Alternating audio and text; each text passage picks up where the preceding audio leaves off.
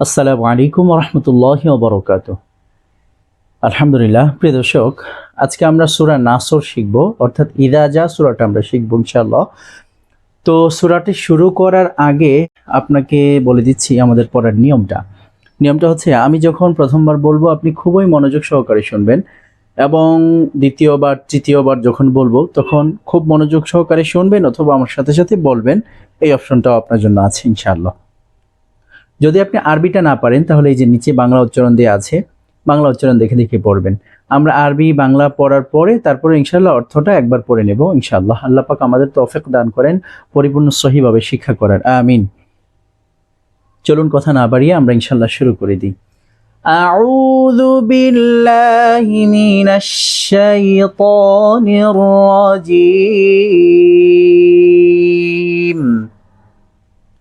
بسم الله الرحمن الرحيم. إذا جاء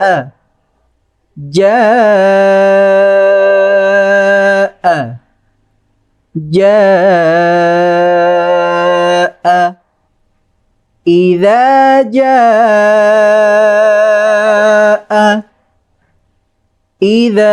جاء বলুন আমার সাথে, إذا جاء নাসরুল্লাহি। নাস এখানে মোটা হবে, এটা সদ, ঠিক আছে? নাস বললে হবে না, নাস জিহ্বার গোড়াটা একটু উপর দিকে উঠিয়ে দিতে হবে। নাসরুল্লাহি, নাসরুল্লাহ যেন না হয়, হ্যাঁ, নাসরুল্লাহ বলতে হবে। নাসরুল্লাহি, নাসরুল্লাহি। إذا جاء نصر الله. إذا جاء نصر الله. إذا جاء نصر الله والفتح. فتح খেয়াল করুন, ফাত বলে ফাতহ শেষে একটু হায়ের উচ্চারণটা বের করে দিতে হবে, ঠিক আছে? ওয়াল ফাতহ, ওয়াল ফাতহ, ওয়াল ফাতহ। إذا جاء نصر الله والفتح. إذا جاء نصر الله والفتح. إذا جاء نصر الله والفتح. إذا جاء نصر الله والفتح অর্থ, যখন আল্লাহর সাহায্য ও বিজয় এসে যাবে। وَرَأَيْتَ النَّاسَ. وَرَأَيْتَ النَّاسَ, এখানে ওয়ার বলতে হবে, ওয়া ঠোঁটটা একেবারে গোল বানিয়ে ফেলতে হবে, অর যেন না হয়, তাহলে ভুল হয়ে যাবে। وَرَأَيْتَ النَّاسَ. وَرَأَيْتَ النَّاسَ يَدْخُلُونَ. يَدْخُلُونَ. يَدْخُلُونَ. يَدْخُلُونَ পুরোটা মিলে পড়তে হবে। وَرَأَيْتَ النَّاسَ يَدْخُلُونَ. وَرَأَيْتَ النَّاسَ يَدْخُلُونَ. وَرَأَيْتَ النَّاسَ يَدْخُلُونَ في دين الله. في دين الله في دين الله في دين الله أفواجا বলতে হবে ওয়া ঠোঁট গোল করে أفواجا أفواجا في دين الله أفواجا في دين الله أفواجا في دين الله أفواجا ورأيت الناس يدخلون في دين الله أفواجا ورأيت الناس يدخلون في دين الله أفواجا ورأيت الناس يدخلون في دين الله أفواجا ورأيت الناس يدخلون في دين الله أفواجا অর্থ এবং আপনি মানুষকে দলে দলে আল্লাহর দ্বীনে প্রবেশ করতে দেখবেন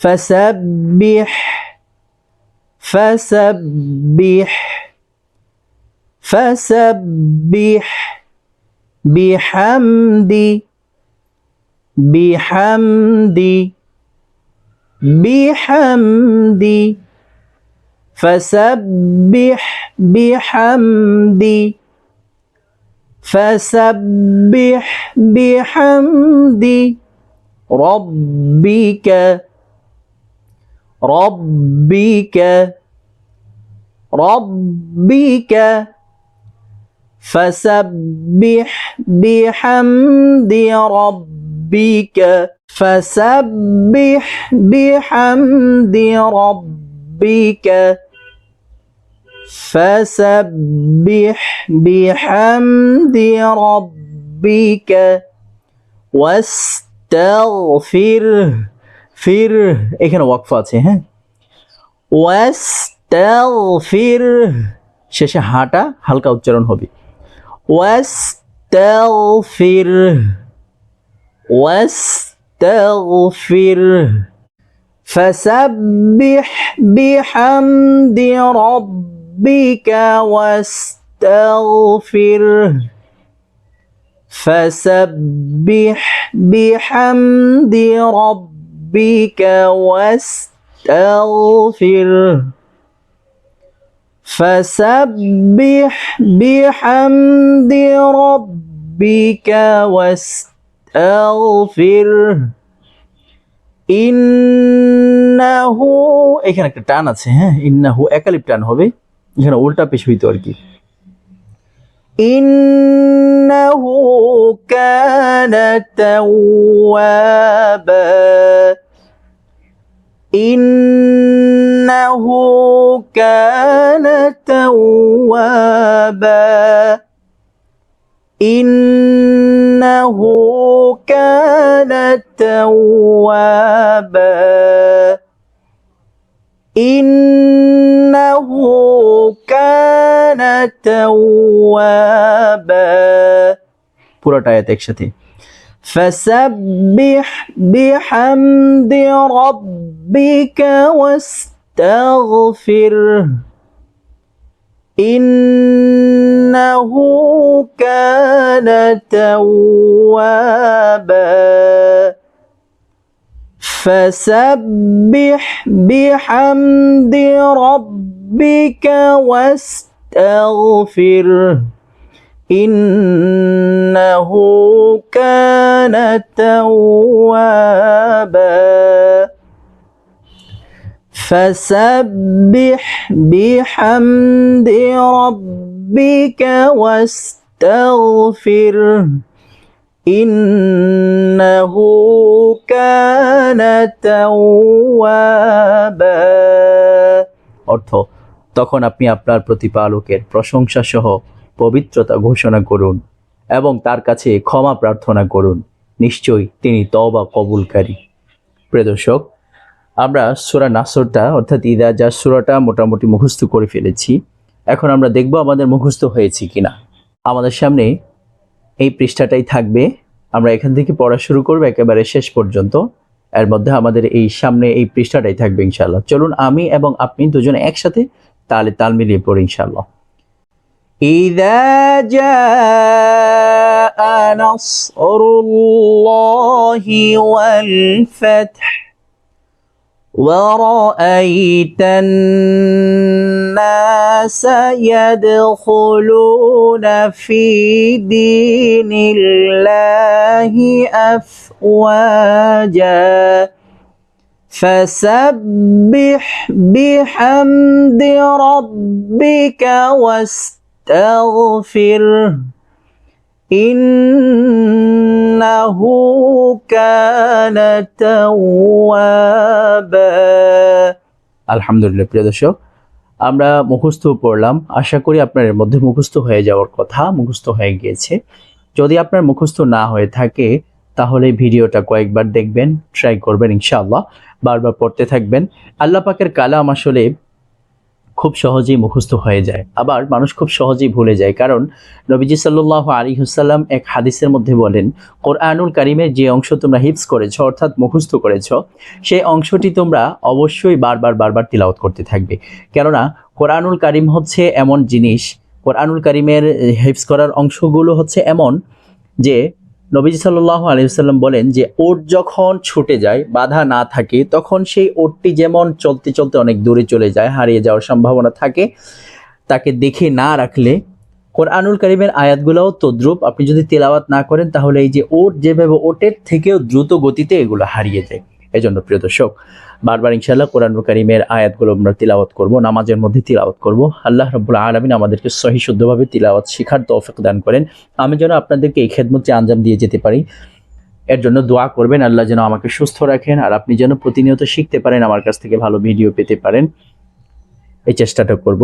আসলে আমরা তো এখন একটা পরিবারের মতো, আপনি আমার পরিবারের সদস্য, অর্থাৎ এই চ্যানেলের মধ্যে যারা সংযুক্ত আছি, আমরা বলতে কি এই যে চ্যানেলটা, এই চ্যানেলের মধ্যে আসলে তেমন কেউ নেই। আমি এটার অনার, আমি এটার আর কি ক্রিয়েট করি, ভিডিওগুলো বানাই, এর মধ্যে কেউ শরিক নেই। শরিক হচ্ছেন আপনারা হচ্ছেন আমার পরিবারের একজন সদস্যের মতো। যাই হোক, আমাকে সবসময় সঙ্গ দেবেন এবং কোনো ভুল ত্রুটি যদি সামনে পড়ে অবশ্যই আমাকে অবগত করবেন, খারাপ দৃষ্টিতে দেখবেন না, মানুষ মাত্রই ভুল। আমার জন্য দোয়া করবেন। আসসালামু আলাইকুম ওয়া রাহমাতুল্লাহি ওয়া বারাকাতুহু।